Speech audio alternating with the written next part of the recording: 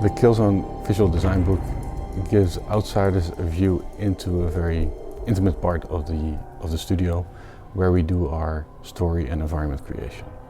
It's a book we as a studio really wanted to make because Killzone's been around now for more than 10 years. And the design of Killzone kind of shaped the company in a way. What we didn't want to do is basically just go through all the games in chronological order. We wanted to look much more about specific elements like the architecture or the outfits of the Helghast and basically how the look sort of developed over the games, of course, but also basically which ideas came into play and how the universe changed over time. The whole look of the Helghast is something that really evolved over time. It's more like, okay, how can we make this menacing, sort of functional, believable character? We wanted to make them very distinct, very different. So what we looked at there is much more of how would a totalitarian regime design something. This book gives a very particular insight in how things slowly progress, because making a universe is a creative process and it takes years before things basically come to be. I saw these ice skaters out on the lakes, and I tried to redesign one of those into something that would match the Killzone universe. And when I presented this to the art director, he was like, "Oh, this isn't Helghast. Their machines are overpowered. They're user unfriendly." So I sat down with that given information, and we came up with the ice song.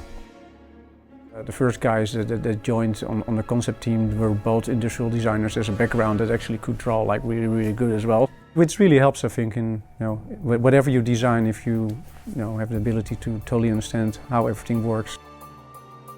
We don't put anything on the design that doesn't have a function, or at least if we do put it on there, it sort of has a function, but it needs to look like it belongs there and it's not embellishment. I think that brought something fresh to the table within game art.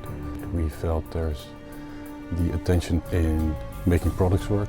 Making unbelievable things believable, I think that's what the whole thing is about. And that's why we also try to change the layout of the book a bit and actually really explain the steps in the process that we go through. I think everybody plays with the idea of creating their own world, fantasizing about long lost planets and what life might look like.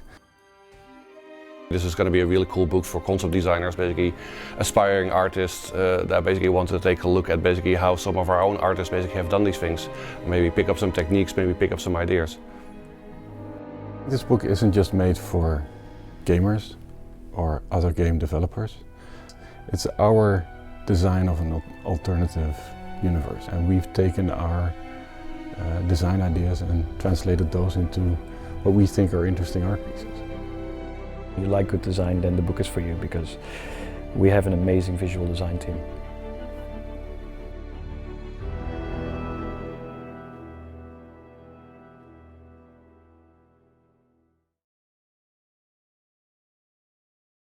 PlayStation